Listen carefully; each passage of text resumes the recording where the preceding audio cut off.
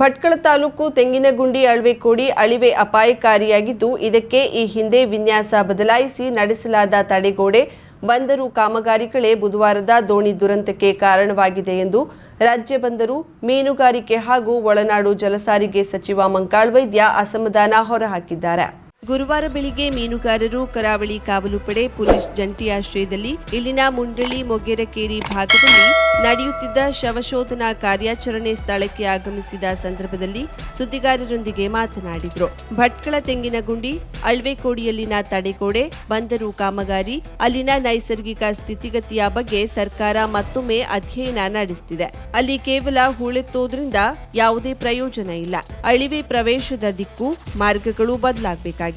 ಅದಕ್ಕಾಗಿ 40 ರಿಂದ 50 ಕೋಟಿ ರೂಪಾಯಿ ವೆಚ್ಚದಲ್ಲಿ ಅಗತ್ಯ ಕಾಮಗಾರಿ ನಡೆಸಲು ಕ್ರಮ ಕೈಗೊಳ್ಳಲಾಗಿದೆ ಎಂದರು. ಉಳಿದೆಲ್ಲ ಅಳಿವಿಕ್ಕಿಂತ ಅದು ಸ್ವಲ್ಪ ಸೀದಾ ಅಪಾಯಕಾರಿ ಅಂತ ಹೇಳಿ ಹೇಳ್ತಾ ಇದ್ದಾರೆ. ಈಗ ಅದಕ್ಕೇನು ಒಂದು ಡೆಪ್ತ್ ಮಾಡ್ಕೊಳ್ಳಿಕ್ಕೆ ಅಥವಾ ಬೇರೆ ಏನಾದ್ರು ಮಾಡಬಹುದು. ಅದಕ್ಕೆ ಈಗ ಮತ್ತೆ ಪುನಃ ಸ್ಟಡಿ ಮಾಡ್ತಾ ಇದ್ದೀನಿ. ಈಗ ಹೆಚ್ಚು ಕಡಿಮೆ ಅದು ಮಾಡುವಾಗಲೇ ಏನು ಎಸ್ಟಿಮೇಟ್ ಮಾಡಿದ್ರು, ಲೈನ್ ಅಂಡ್ ಎಸ್ಟಿಮೇಟ್ ಮಾಡಿದ್ರು, ಅದನ್ನು ಬಿಟ್ ಮಾಡಿದ್ದಾರೆ. ಹಾಗಾಗಿ ಅನಾಹುತಕ್ಕೆ ಕಾರಣ ಅಂದ್ರೂ ತಪ್ಪಾಗೋದಿಲ್ಲ. ಈಗ ಮತ್ತೆ ಪುನಃ ಹೆಚ್ಚು ಕಡಿಮೆ 40 ರಿಂದ 50 ಕೋಟಿ ರೂಪಾಯಿ ಮತ್ತೆ ಮುಂದೆ ಹೋಗ್ಬೇಕು, ಮತ್ತೆ ಸ್ವಲ್ಪ ಕ್ರಾಸ್ ಆಗ್ಬೇಕು. ಅದು ಮಾಡಿದ್ದೇ ಸರಿ ಇಲ್ಲ. ಹಾಗಾಗಿ ಅದನ್ನು ಸರಿ ಮಾಡ್ಬೇಕು. ಹೂಳು ಎತ್ತದ್ರಿಂದ ಆಗುವಂತದಲ್ಲ ಅದು ಏನು ಅಳಿವಿ, ನಾವು ಏನು ಬಾಯಿ ಅಂತ ಹೇಳ್ತಾರೆ, ಅಳಿವಿ ಏನು ಎಂಟ್ರೆನ್ಸ್ ಇದೆ ಆ ಎಂಟ್ರೆನ್ಸೇ ಸಿಸ್ಟಮ್ ಅನ್ನ ಚೇಂಜ್ ಮಾಡಿದ್ದಾರೆ. ಅಲೈನ್ಮೆಂಟ್ ಕೊಟ್ಟದ್ದೇ ಬೇರೆ, ಮಾಡಿದ್ದೇ ಬೇರೆ ಆಗಿದೆ. ಈಗ ಹೇಳ್ತಾ ಹೋದ್ರೆ ಅದು ಏನು ಮತ್ತೆ ಶುರು ಹಚ್ಕೊಳ್ಬೇಕಾಗ್ತದೆ. ಯಾಕಂದ್ರೆ ನಾವು 100 ಕೋಟಿ ರೂಪಾಯಿ ಪ್ರಾಜೆಕ್ಟ್ ಅನ್ನ ಕರೆಕ್ಟ್ ಆಗಿ ಮಾಡಿ ಎಸ್ಟಿಮೇಟ್ ಮಾಡಿ ಟೆಂಡರ್ ಮಾಡಿ ಇಟ್ಟಿದ್ರು. ಅದರ ನಂತರ ಮಾಡಿದ್ರು ಸರಿ ಆಗಲಿಲ್ಲ. ಅದು ಸರಿ ಮಾಡುವಂತ ಕೆಲಸವನ್ನು ಮಾಡಲೇಬೇಕು, ಮಾಡ್ತೀವಿ. ರಾಜ್ಯದಲ್ಲಿ ಸರಿಸುಮಾರು 8,000 ನಾಡದೋಣಿಗಳಿದ್ದು, ಪ್ರತಿ ವರ್ಷ ನವೀಕರಣ ಮಾಡುವಾಗಲೂ ಮೀನುಗಾರರ ಸಂಖ್ಯೆ ಹಾಗೂ ಜಾಕೆಟ್ ಲಭ್ಯತೆಯನ್ನ ದೃಢೀಕರಿಸಿಕೊಳ್ಳಲಾಗುತ್ತದೆ. ನಾವು ಪ್ರತಿ ವರ್ಷ ಏನು ಲೈಸೆನ್ಸ್ ರಿನ್ಯೂವಲ್ ಅಂತೇಳಿ ಮಾಡ್ತೇವೆ. ಅಂದ್ರೆ ಬೋಟ್ RC ರಿನ್ಯೂವಲ್ ಆಗ ಓನರ್ ಹತ್ರ ಬರೀಸ್ಕೊಳ್ತೇವೆ, ನೀವು ಎಷ್ಟು ಜನ ಇದ್ರಿ, ಅಷ್ಟು ಜಾಕೆಟ್ ಇದೇ ಇಲ್ಲ ಇದೆ ಅಂತೇಳಿ ಬರ್ಕೊಡ್ತಾರೆ. ಜಾಕೆಟ್ ಹಾಕೊಳ್ಳದೆ ಇದರಿಂದ ಇದು ಅನಾಹುತ ಆಗ್ಲಿಕ್ಕೆ ಸಾಧ್ಯ ಇದೆ. ನಾವು ಸರ್ಕಾರದಿಂದನೂ ಆದಷ್ಟು ಕೊಡ್ತಾ ಇದ್ದೇವೆ. ಅಂದ್ರೆ ದೊಡ್ಡ ಪ್ರಮಾಣ ಆದ್ರಿಂದ ಹೆಚ್ಚು ಕಡಿಮೆ 1,00,000 ಜನರಷ್ಟೇ ಆಗ್ತದೆ. 8,000 ನಾಡದೋಣಿ ಉಂಟು. ಕೆಲಸ ಮಾಡುವಾಗ ಜಾಕೆಟ್ ಧರಿಸದಿದ್ರೂ ದಡದಿಂದ ಅಳಿವೆಯನ್ನ ದಾಟಿ ಸಮುದ್ರ ಪ್ರವೇಶಿಸುವಾಗ ಹಾಗೂ ಮೀನುಗಾರಿಕೆ ನಡೆಸಿ ಹಿಂದಿರುಗುವಾಗ ಮೀನುಗಾರರು ಕಡ್ಡಾಯವಾಗಿ ಜಾಕೆಟ್ ಧರಿಸಬೇಕು. ಜಾಕೆಟ್ ಧರಿಸದಿದ್ರೆ ತೆಂಗಿನಗುಂಡಿ ಅಳಿವೆ ಘಟನೆ ಸಂಭವಿಸುತ್ತಿರಲಿಲ್ಲ. ಮತ್ತೊಂದು ರೀತಿ ವಿನ್ಯಾಸದ ಒಂದು ಜಾಕೆಟ್ ಇದೆ, ಅದನ್ನ ತಮಗೆ ಸಪ್ಲೈ ಮಾಡಿದ್ರೆ ಒಳ್ಳೆ ಆಗಬಹುದು. ಈಗ ಅದನ್ನು ನೋಡ್ತಾ ಇದ್ದೇವೆ. ಜಾಕೆಟ್ ಹಾಕೊಳ್ಳೋದು ಇಲ್ಲಿಂದ ಹೊರಗೋಗುವಾಗ ಮತ್ತೆ ಒಳಗ್ ಬರುವಾಗ ಹಾಕೊಂಡ್ರೆ ಈ ಅನಾಹುತ ಆಗೋದು. ಮೀನು ಬಲೆ ಬಿಡುವಾಗ ಅದು ಬಲೆ ಏನು ಹಳ್ಳಿ ಭಾಷೆಯಲ್ಲಿ ಹೇಳಬೇಕಂದ್ರೆ ಬಲೆ ಕೊಳಿಸ್ತದೆ ಸರ್ಟಿಗೆ ಅಥವಾ ಏನು, ಅದ್ರ ಹೋಗುವಾಗ ಮತ್ತೆ ಬರುವಾಗ ಹಾಕೊಂಡ್ರೆ ಅನಾಹುತ. ಯಾಕಂದ್ರೆ ರಫ್ ಇರೋದೇ ಏನು ಅಳಿವಿ ಬಾಯಲ್ಲಿ ಮಾತ್ರ ಬಿಟ್ರೆ ಮತ್ತೆ ಹೊರಗೋದ್ಮೇಲೆ ಆ ತರ ಆಗುದಿಲ್ಲ. ಕಲ್ಚರ್ ಹಾಕೊಳ್ಳೇಬೇಕು. ಮತ್ತೆ ಇನ್ನೇ ಬೇಕು ಅಂದ್ರೂ ಕೊಡ್ಲಿಕ್ಕೆ ನಾವು ಸರ್ಕಾರದಲ್ಲಿ ರೆಡಿ ಇದ್ದೇವೆ. ಪ್ರತಿ ವರ್ಷ ಕೊಡ್ತಾ ಇದ್ದೇವೆ. ಆ ಮಟ್ಟದಲ್ಲಿ ಕೊಡೋದಿಲ್ಲಾಗಿದ್ರು ಯಾರಿಗೆ. ಈಗ ಒಂದು 50 ದೋಣಿ ಇದ್ರೆ 10 ಜನ ಕೊಡ್ತಿದ್ರು. ಈ ತರ ಬರುವ ವರ್ಷ 10 ಜನ ಹೀಗೆ ಕೊಡ್ತಿದ್ರು. ಇದ್ದದ್ದು ಹಾಕೋದಿಲ್ಲ. ಇದು ಅನಾಹುತಕ್ಕೆ ಕಾರಣ. ನಾಡದೋಣಿ ಸಾಂಪ್ರದಾಯಿಕ ದೋಣಿ ಮೀನುಗಾರಿಕೆ ವರ್ಷದ 365 ದಿನವೂ ನಡೆಯುತ್ತಿರುತ್ತದೆ. ಯಾಂತ್ರೀಕೃತ ಬೋಟುಗಳಿಗೆ ಮಾತ್ರ ವರ್ಷದಲ್ಲಿ 60 ರಿಂದ 61 ದಿನಗಳ ಕಾಲ ನಿಷೇಧ ಹೇರಲಾಗುತ್ತದೆ.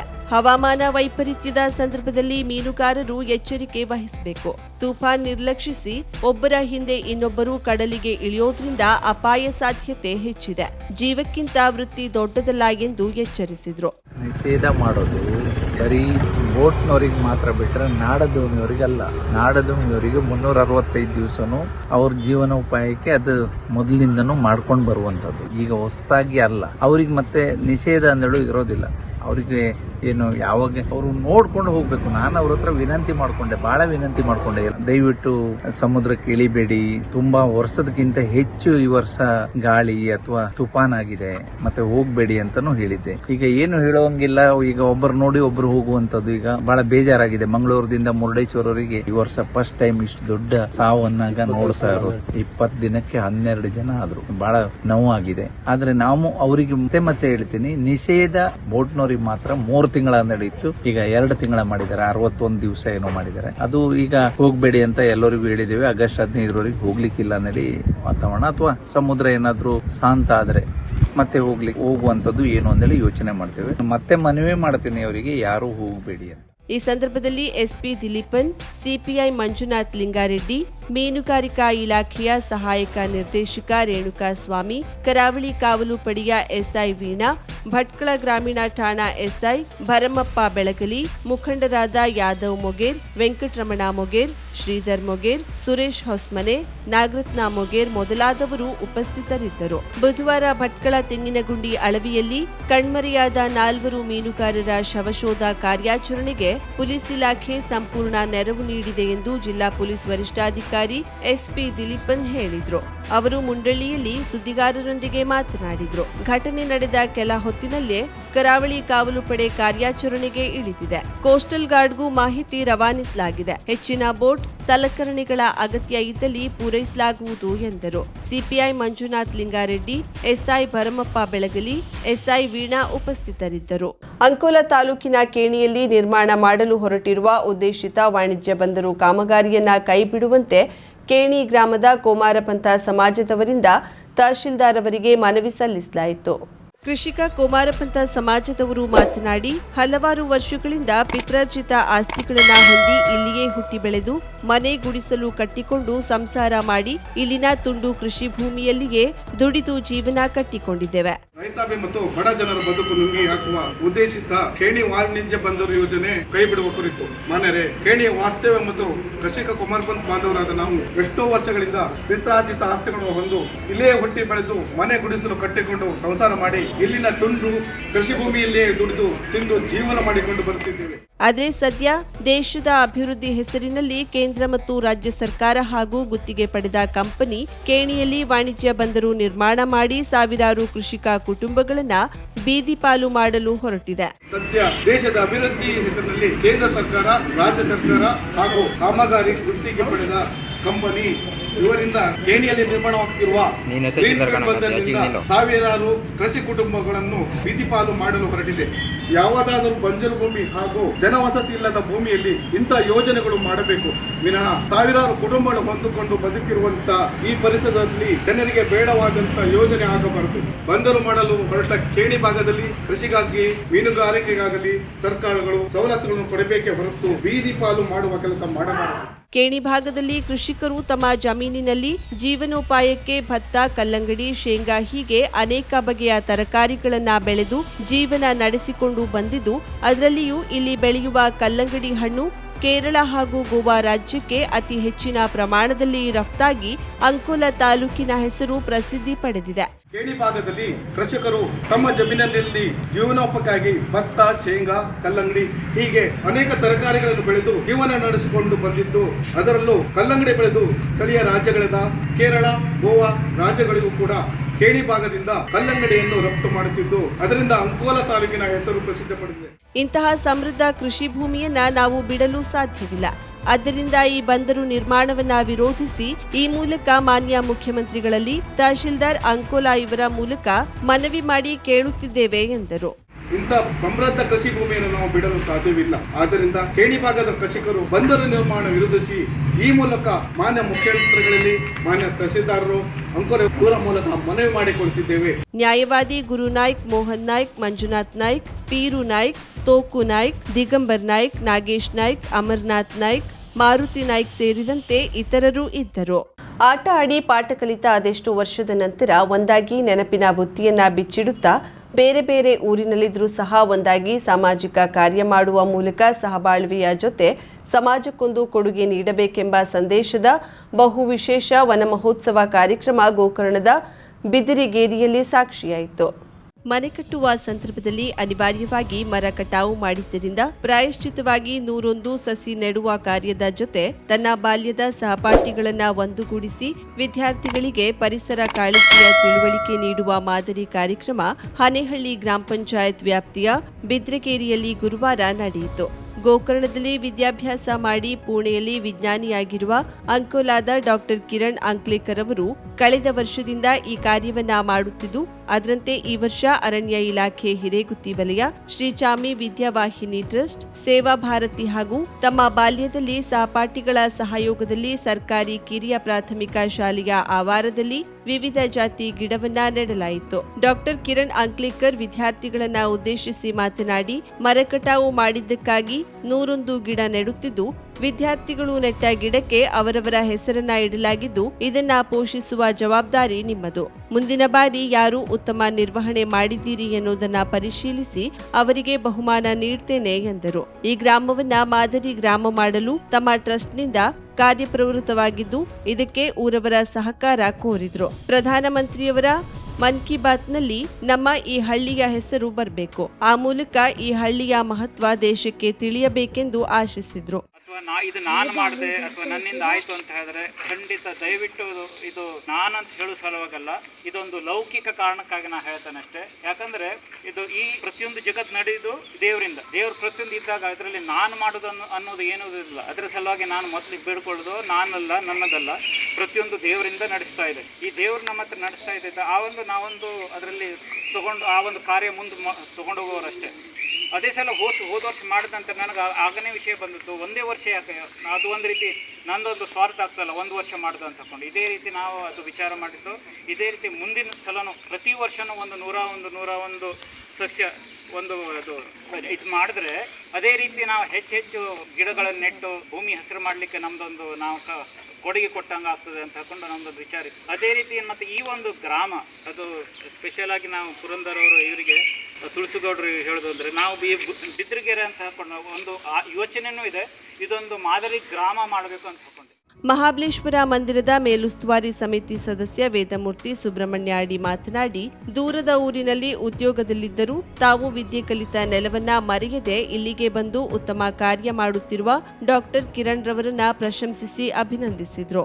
ಎಲ್ಲೋ ಕನ್ನಡದ ಆಚೆ ಇದ್ರೂ ಸಹ ಊರಿನ ವ್ಯಾಮೋಹನ ಯಾವತ್ತೂ ಸಕ್ರಿಯವಾಗಿರುವಂಥದ್ದು. ಫೋನ್ ಮೂಲಕ, ವಾಟ್ಸಪ್ ಮೂಲಕ ಅಲ್ಲದೆ ಈ ಥರ ಆಗಾಗ ಬಂದು ಇಂಥ ಒಂದು ಕಾರ್ಯಕ್ರಮಗಳು ನಮ್ಮ ಚಡ್ಡಿ ದೋಸ್ತ ಇರ್ಬೋದು, ಫ್ರೆಂಡ್ಸ್ ಸಂಗಾಡಿಗಳಿಗೆ ಒಂದು ಕಾರ್ಯಕ್ರಮ ಶಾಲೆಗಳೆಲ್ಲ ನಮ್ಮ ಶಾಲೆಗಳೆಲ್ಲ ಮಾಡಿ ಎಲ್ಲ ನಮ್ಮ ಸಹಪಾಠವನ್ನು ಹುರಿದುಂಬಿಸಿಕೊಂಡು ಸಾಂಸ್ಕೃತಿಕ ಕಾರ್ಯಕ್ರಮ ಇರ್ಬೋದು, ಯಾವುದೇ ರೀತಿಯಲ್ಲಿ ಒಂದು ಚಟುವಟಿಕೆಯನ್ನು ಮಾಡಿಕೊಂಡು ಅತ್ಯಂತ ನಮ್ಮಲ್ಲಿ ಗೋಕರ್ಣದ ಕಿರಣ್ ಅಂದರೆ ಎಲ್ಲರಿಗೂ ನಮ್ಮ ಸಹಪಾಠ ಎಲ್ಲರೂ ಅಷ್ಟು ಆತ್ಮೀಯರಾಗಿದ್ದಾರೆ. ಅವರು ಇಂಥ ಕಾರ್ಯಕ್ರಮವನ್ನು ಮಾಡಿದ್ರೆ ತುಂಬ ಸಂತೋಷ. ಅದಕ್ಕೆ ನಾವೆಲ್ಲ ಸಹಕಾರ ಕೊಡಬೇಕು, ಅದು ಮುಖ್ಯ. ಹನೇಹಳ್ಳಿ ಗ್ರಾಮ ಪಂಚಾಯತ್ ಅಧ್ಯಕ್ಷ ಸಣ್ಣುಗೌಡ ಮಾತನಾಡಿ, ನಾವು ಗಿಡವನ್ನ ಉಳಿಸಿದ್ದಲ್ಲ, ಗಿಡ ನಮ್ಮನ್ನ ಉಳಿಸಿದೆ ಎನ್ನುವುದನ್ನ ಅರಿತು ಪರಿಸರ ಸಂರಕ್ಷಣೆಯಲ್ಲಿ ತೊಡಗಬೇಕು ಎಂದರು. ಗಿಡದಿಂದನೇ ನಾವು ಬದುಕ್ತಾ ಇದ್ವಿ ಹೊರತು ನಮ್ಮಿಂದ ಗಿಡ ಬದುಕ್ತಾ ಇಲ್ಲ. ನಾವು ತಪ್ಪು ಭಾವನೆ, ನಮ್ಮಿಂದನೇ ಗಿಡ ಬದುಕ್ತದೆ ಅನ್ನೋದು ತಪ್ಪು ಭಾವನೆ. ಯಾಕೆಂದ್ರೆ ಅವು ಕೊಡೋ ಆಕ್ಸಿಜನ್ ನಿಂದನೇ ನಾವು ಬದುಕ್ತಾ ಇದ್ವಿ. ಗಿಡ ಮರ ಇಲ್ಲ ಅಂತ ಹೇಳಿದ್ರೆ ನಾವು ಇರಲ್ಲ ಅಂತ ಹೇಳಿ ಇಂಥ ಒಳ್ಳೆ ಕೆಲಸ ನೀವು ಮಾಡೋದ್ರಿಂದ ಇನ್ನು ಹೆಚ್ಚಿನ ಕೆಲಸಕ್ಕೆ ನಾವು ನಿಮ್ಮ ಜೊತೆ ಕೈ ಜೋಡಿಸ್ತೀವಿ ಅಂತ ಹೇಳ್ತಾ ಕಾರ್ಯಕ್ರಮದಲ್ಲಿ ಉಪವಲಯ ಅರಣ್ಯಾಧಿಕಾರಿ ರಾಘವೇಂದ್ರ ನಾಯ್ಕ್, ಗ್ರಾಮದ ಪ್ರಮುಖರಾದ ತುಳಸುಗೌಡ, ಪುರಂದರ್ ಗೌಡ, ಶ್ರೀ ಚಾಮಿ ವಿದ್ಯಾವಾಹಿನಿ ಟ್ರಸ್ಟ್ನ ಕಾರ್ಯದರ್ಶಿ ಪ್ರಕಾಶ್ ನಾಡ್ಕರ್ಣಿ, ಖಜಾಂಚಿ ರವಿ ಗುನ್ಗಾ, ರಾಜೀವ್ ಬೈಲಕೇರಿ, ಶ್ರೀಶೈಲ, ಸತೀಶ್ ಚಂದಾವರ್, ಮೋಹನ್ ಗುನ್ಗಾ, ಮೋಹನ್ ಹೆಗಡೆ, ಸುವರ್ಣ ಪ್ರಸಾದ್ ಗ್ರಾಮಸ್ಥರು ಉಪಸ್ಥಿತರಿದ್ದರು. ಶಿಕ್ಷಕಿ ಭವಾನಿ ಹೊಸ್ಮನೆ ಕಾರ್ಯಕ್ರಮ ನಿರ್ವಹಿಸಿದ್ರು. ಈ ಭಾಗದ ಪ್ರಮುಖರಿಗೆ ಒಂದೊಂದು ತೆಂಗಿನ ಸಸಿ ನೀಡಿ ಗೌರವಿಸಲಾಯಿತು. ಶಾಲಾ ಆವಾರ ಸೇರಿದಂತೆ ಅರಣ್ಯ ಇಲಾಖೆ ಜಾಗ ಸೇರಿದಂತೆ 101 ಗಿಡ ನೆಟ್ಟು ಕಾರ್ಯಕ್ರಮ ಅರ್ಥಪೂರ್ಣಗೊಳಿಸಲಾಯಿತು. ಕರಾವಳಿ ಮುಂಜಾವು ಡಿಜಿಟಲ್ ನ್ಯೂಸ್, ವಿನಾಯಕ್ ಶಾಸ್ತ್ರಿ, ಗೋಕರ್ಣ. ಉತ್ತರ ಕನ್ನಡ ಜಿಲ್ಲಾ ಕನ್ನಡ ಸಾಹಿತ್ಯ ಪರಿಷತ್ತಿನ ವಾರ್ಷಿಕ ಲೆಕ್ಕಪತ್ರ ನಿರ್ವಹಣೆಯ ಬಗ್ಗೆ ರಾಜ್ಯ ಕಸಾಪ ಕಾರ್ಯಕಾರಿ ಸಮಿತಿ ಸಭೆಯಲ್ಲಿ ರಾಜ್ಯಾಧ್ಯಕ್ಷ ನಾಡೋಜ ಡಾಕ್ಟರ್ ಮಹೇಶ್ ಜೋಶಿ ಪ್ರಶಂಸೆ ವ್ಯಕ್ತಪಡಿಸಿದ್ದಾರೆ. ಉತ್ತರ ಕನ್ನಡ ಜಿಲ್ಲೆಯ ಕನ್ನಡ ಸಾಹಿತ್ಯ ಪರಿಷತ್ತಿನ ಆಡಿಟ್ ಮಾಡಿಸಿದ ಲೆಕ್ಕಪತ್ರ ವರದಿಯನ್ನ ಕಸಾಪ ಜಿಲ್ಲಾಧ್ಯಕ್ಷ ಬಿಎನ್ ವಾಸರಿಯವರು ಬುಧವಾರ ರಾಜ್ಯಾಧ್ಯಕ್ಷ ನಾಡೋಜ ಡಾಕ್ಟರ್ ಮಹೇಶ್ ಜೋಶಿಯವರಿಗೆ ಸಲ್ಲಿಸಿದ್ರು. ಈ ಸಂದರ್ಭದಲ್ಲಿ ಲೆಕ್ಕಪತ್ರವನ್ನ ಅತ್ಯಂತ ಅಚ್ಚುಕಟ್ಟಾಗಿ ನಿರ್ವಹಿಸಿ ಅತ್ಯಂತ ಶಿಸ್ತಿನಿಂದ ಚಂದದ ಪುಸ್ತಕದ ರೂಪದಲ್ಲಿ ತಯಾರಿಸಿದ ಲೆಕ್ಕಪತ್ರದ ವರದಿಯನ್ನ ರಾಜ್ಯ ಕಾರ್ಯಕಾರಿ ಸಮಿತಿಯಲ್ಲಿಯೇ ಸಲ್ಲಿಸುವಂತೆ ಮಹೇಶ್ ಜೋಶಿಯವರು ಬಿಎನ್ ವಾಸರಿಯವರಿಗೆ ತಿಳಿಸಿದ್ರು. ನಂತರ ನಡೆದ ಕಾರ್ಯಕಾರಿ ಸಮಿತಿಯ ಸಭೆಯಲ್ಲಿ ರಾಜ್ಯಾಧ್ಯಕ್ಷರ ಕೋರಿಕೆಯಂತೆ ಉತ್ತರ ಕನ್ನಡ ಜಿಲ್ಲೆಯ ಲೆಕ್ಕಪತ್ರದ ವರದಿಯನ್ನ ವಾಸರಿಯವರು ಸಲ್ಲಿಸಿದಾಗ ಸಭೆಯಲ್ಲಿ ಮೆಚ್ಚುಗೆಯ ಮಾತುಗಳನ್ನಾಡಿದ ರಾಜ್ಯಾಧ್ಯಕ್ಷ ಜೋಶಿಯವರು ಉತ್ತರ ಕನ್ನಡ ಜಿಲ್ಲಾ ಕನ್ನಡ ಸಾಹಿತ್ಯ ಪರಿಷತ್ತಿನ ವಾರ್ಷಿಕ ಲೆಕ್ಕಪತ್ರ ನಿರ್ವಹಣೆ ಅತ್ಯಂತ ಅಚ್ಚುಕಟ್ಟಾಗಿ ಹಾಗೂ ಶಿಸ್ತಿನಿಂದ ಮಾಡಲ್ಪಟ್ಟಿದೆ. ಎಲ್ಲ ಬಿಲ್ ಹಾಗೂ ವೋಚರ್ಗಳನ್ನ ನೀಟಾಗಿ ಇಡಲಾಗಿದ್ದು ಅದನ್ನ ಒಂದು ಬುಕ್ಲೆಟ್ ರೂಪದಲ್ಲಿ ಸಿದ್ಧ ಮಾಡಿರೋದು ಇನ್ನಷ್ಟು ಶೋಭೆ ತಂದಿದೆ. ನಿಜಕ್ಕೂ ಈ ಲೆಕ್ಕ ಪರಿಶೋಧನಾ ವರದಿಯ ನಿರ್ವಹಣೆ ಶ್ಲಾಘನಾರ್ಹವಾದುದು. ಬಿಎನ್ ವಾಸರಿಯವರ ಸಾರಥ್ಯದ ಉತ್ತರ ಕನ್ನಡ ಜಿಲ್ಲೆಯ ಆರ್ಥಿಕ ಶಿಸ್ತು ಎಲ್ಲ ಜಿಲ್ಲಾಧ್ಯಕ್ಷರಿಗೂ ಮಾದರಿಯಾದದ್ದು. ಹಾಗಾಗಿ ರಾಜ್ಯ ಕಸಾಪ ಅಭಿನಂದನೆ ಸಲ್ಲಿಸುತ್ತದೆ ಎಂದ ಅವರು, ಹಾಗೆಂದು ಬೇರೆ ಜಿಲ್ಲೆಯವರು ಲೆಕ್ಕಪತ್ರವನ್ನ ಸರಿಯಾಗಿ ನೀಡುತ್ತಿಲ್ಲ ಎಂದೇನೂ ಅಲ್ಲ. ಆದರೆ ಅವರು ಲೆಕ್ಕಪತ್ರ ಸಲ್ಲಿಸುವ ವಿಧಾನ ಬೇರೆಯಾಗಿರುತ್ತದೆ. ಈ ರೀತಿಯಾಗಿ ಬುಕ್ಲೆಟ್ ರೂಪದಲ್ಲಿ ಮಾಡಿ ಲೆಕ್ಕಪತ್ರದ ವರದಿ ನೀಡಿದ್ರೆ ಅದು ನೋಡಲು ಕೂಡ ಸೊಗಸಾಗಿರುತ್ತದೆ, ಪರಿಶೀಲನೆಗೂ ಅನುಕೂಲವಾಗುತ್ತದೆ ಎಂದರು. ಸರ್, ಇದು ಅವರ ಆಡಿಟ್ ಪುಸ್ತಕ ಇದೆ ಸರ್. ನೋಡಿ, ಎಲ್ಲ ಪ್ರೊಸೀಸ್ಗಳು ಎಲ್ಲವನ್ನು ಕರೆಕ್ಟಾಗಿ ಹಾಕೊಂಡು ಮಾಡ್ಕೊಂಡು ಬಂದಿದ್ದಾರೆ. ಇದನ್ನು ನಾವು ಖಂಡಿತವಾಗಿ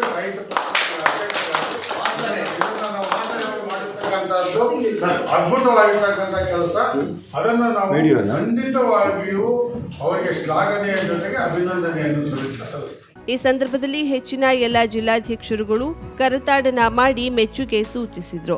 ಈ ಸಂದರ್ಭದಲ್ಲಿ ಕನ್ನಡ ಸಾಹಿತ್ಯ ಪರಿಷತ್ತಿನ ರಾಜ್ಯ ಗೌರವ ಕಾರ್ಯದರ್ಶಿ ಪಟೇಲ್ ಪಾಂಡು ಹಾಗೂ ರಾಜ್ಯದ ಎಲ್ಲ ಜಿಲ್ಲಾಧ್ಯಕ್ಷರು ಮತ್ತು ರಾಜ್ಯ ಕಾರ್ಯಕಾರಿ ಸದಸ್ಯರು ಉಪಸ್ಥಿತರಿದ್ದರು. ಈ ಬಗ್ಗೆ ಸಂತಸ ವ್ಯಕ್ತಪಡಿಸಿ ಮಾತನಾಡಿರುವ ಜಿಲ್ಲಾ ಕನ್ನಡ ಸಾಹಿತ್ಯ ಪರಿಷತ್ತಿನ ಅಧ್ಯಕ್ಷ ಬಿಎನ್ ವಾಸರಿಯವರು, ಒಂದು ಸಂಘಟನೆಯ ಯಶಸ್ಸು ಪ್ರಾಮಾಣಿಕ ಹಾಗೂ ಪಾರದರ್ಶಕ ಲೆಕ್ಕಪತ್ರದ ನಿರ್ವಹಣೆಯಲ್ಲಿದೆ ಎಂದು ಭಾವಿಸಿದವನು ನಾನು.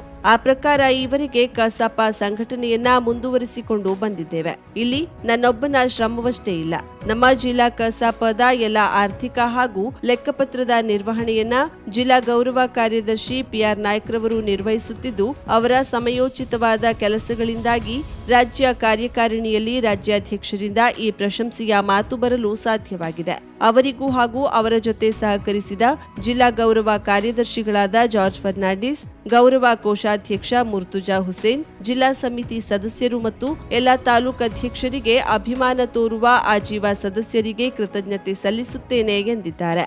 50,000ಕ್ಕೂ ಅಧಿಕ ಸಬ್ಸ್ಕ್ರೈಬರ್ಸ್, 1.68 ಕೋಟಿಗೂ ಮೀರಿದ ವ್ಯೂಸ್, ಸುದ್ದಿಯೊಂದು 10 ಲಕ್ಷಕ್ಕೂ ಹೆಚ್ಚು ವ್ಯೂಸ್ ಕಂಡ ಹೆಗ್ಗಳಿಕೆ, ವಸ್ತುನಿಷ್ಠ ಮತ್ತು ಖಾತ್ರಿಯಾದ ವರದಿಗಾರಿಕೆ, ಉತ್ತರ ಕನ್ನಡದ ಅತಿ ಹೆಚ್ಚು ಸಬ್ಸ್ಕ್ರೈಬರ್ ಹೊಂದಿರುವ ಯೂಟ್ಯೂಬ್ ಚಾನೆಲ್ ಕರಾವಳಿ ಮುಂಜಾವು ಡಿಜಿಟಲ್ ವೀಕ್ಷಕರಿಗೆ ಧನ್ಯವಾದ.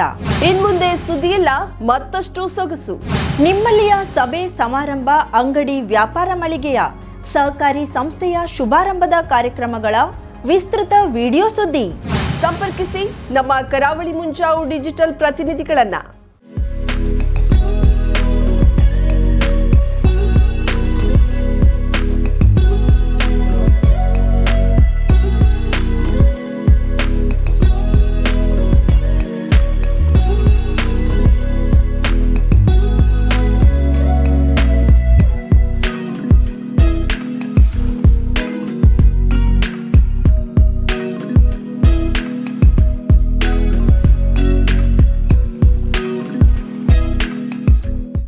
ಸಮಾರಂಭ ನಿಮ್ಮದು, ಸಂಭ್ರಮ ನಮ್ಮದು. ನೋಡ್ತಾ ಇರಿ ಕರಾವಳಿ ಮುಂಜಾವು ಡಿಜಿಟಲ್.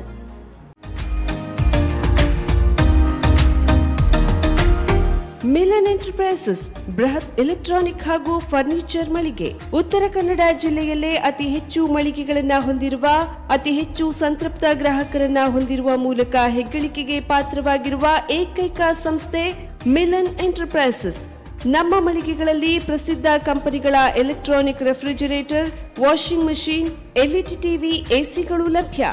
ಭಾರತದ ಕರಾವಳಿ ಹವಾಮಾನಕ್ಕೆ ಹೊಂದಿಕೊಳ್ಳುವ ನಂಬರ್ 1 ಬ್ರ್ಯಾಂಡ್ ಆದ ಗೋದ್ರೇಜ್ ಕಂಪನಿಯ ಕಪಾಟು, ಆಫೀಸ್ ಟೇಬಲ್, ಆಫೀಸ್ ಚೇರ್, ಬ್ಯಾಂಕ್ಗಳಿಗೆ ಹಾಗೂ ಚಿನ್ನದ ಅಂಗಡಿಗಳಿಗೆ ಬೇಕಾಗುವ ಸೇಫ್ ಲಾಕರ್ಗಳು ಅತಿ ಕಡಿಮೆ ಬೆಲೆಯಲ್ಲಿ ಲಭ್ಯವಿದೆ. Teak wood sofa set, wooden dining table ಹಾಗೂ ಗ್ರಾಹಕರಿಗೆ ಬೇಕಾಗುವ ಅಳತೆಯಲ್ಲಿ ನಿಮ್ಮ ಮನೆಗೆ ಹೊಂದಿಕೊಳ್ಳುವ ಹಾಗೆ ಫರ್ನಿಚರ್ ಗಳನ್ನ ಮಾಡಿಕೊಡಲಾಗುವುದು. ಕಸ್ಟಮೈಸ್ಡ್ ಕಿಚನ್, ವಾರ್ಡ್ರೋಬ್ ಗಳನ್ನ ಅತಿ ಹೆಚ್ಚು ವರ್ಷಗಳ ಕಾಲ ಬಾಳಿಕೆ ಬರುವ ಹಾಗೆ ವಾರಂಟಿಯೊಂದಿಗೆ ಮಾಡಿಕೊಡಲಾಗುವುದು. ನಮ್ಮಲ್ಲಿ ಡ್ಯೂರಾಫ್ಲೆಕ್ಸ್, ಗೋದ್ರೇಜ್ ಕಂಪನಿಯ memory foam mattress, orthopaedic mattress, spring ಮ್ಯಾಟ್ರೆಸ್ಗಳು ಕಡಿಮೆ ಬೆಲೆಯಲ್ಲಿ ಲಭ್ಯ. ವಿವಿಧ ಕಂಪನಿಗಳ ನವೀನ ಮಾದರಿಯ mixer, grinder, fan, cooker, tawa, flask, micro ಓವೆನ್ಗಳು ಲಭ್ಯವಿದೆ. 0% ಬಡ್ಡಿಯೊಂದಿಗೆ ಸ್ಥಳದಲ್ಲಿಯೇ ಬಜಾಜ್ ಫೈನಾನ್ಸ್ ನಿಂದ ಸಾಲ ಸೌಲಭ್ಯವಿದೆ. ಮಿಲನ್ ಎಂಟರ್ಪ್ರೈಸಸ್ನಲ್ಲಿ ಖರೀದಿ ಮಾಡುವ ಗ್ರಾಹಕರಿಗೆ ಡಿಸ್ಕೌಂಟ್ ಮತ್ತು ಗಿಫ್ಟ್ ಜೊತೆಗೆ ಪ್ರತಿ 2,000 ರೂಪಾಯಿಗಳ ಖರೀದಿಗೆ ಒಂದು ಬಂಪರ್ ಲಕ್ಕಿ ಡ್ರಾ ಕೂಪನ್ ನೀಡಲಾಗುವುದು. ಈ ಲಕ್ಕಿ ಡ್ರಾನಲ್ಲಿ 7 ಲಕ್ಷದವರೆಗೆ ಬಹುಮಾನ ಗೆಲ್ಲುವ ಅವಕಾಶ ನಿಮ್ಮದಾಗಿರುತ್ತದೆ. ಲಕ್ಕಿ ಡ್ರಾದಲ್ಲಿ 1 ಕಾರ್, 2 ಬೈಕ್ ಮತ್ತು ರೆಫ್ರಿಜಿರೇಟರ್, ವಾಷಿಂಗ್ ಮಷಿನ್ ಸೇರಿದಂತೆ 30 ಲಕ್ಕಿ ಗ್ರಾಹಕರಿಗೆ ಬಹುಮಾನ ಗೆಲ್ಲುವ ಅವಕಾಶ. ಗ್ರಾಹಕರ ಸಂತೃಪ್ತಿಗೆ ನಮ್ಮ ಮೊದಲ ಆದ್ಯತೆ ಎನ್ನುವುದು ಮಿಲನ್ ಎಂಟರ್ಪ್ರೈಸಸ್ನ ವಾಕ್ಯ. ಉತ್ತರ ಕನ್ನಡ ಜಿಲ್ಲೆಯ ನಮ್ಮ ಶೋರೂಮ್ಗಳಾದ old Mahalakshmi super market, Mulla stop ಹತ್ತಿರ, ಕಾಜುಬಾಗ್ ಕಾರವಾರ, ಅಗ್ರಿಕಲ್ಚರ್ ಆಫೀಸ್ ಎದುರುಗಡೆ ಮಾಸ್ತಿಕಟ್ಟೆ ರೋಡ್ ಹೊನ್ನಾವರ, ಸೀಮಾ ಕಾಂಪ್ಲೆಕ್ಸ್ ಹತ್ತಿರ Moni Basti main road Bhatkal, Indian bank ಎದುರು CP Bazaar road Sirsi, JS building JN road Dandeli, KS building Motikeri road Haliyal. ಇಲ್ಲಿಗೆ ತಪ್ಪದೇ ಭೇಟಿ ನೀಡಿ ಸಂತೃಪ್ತರಾಗಿ.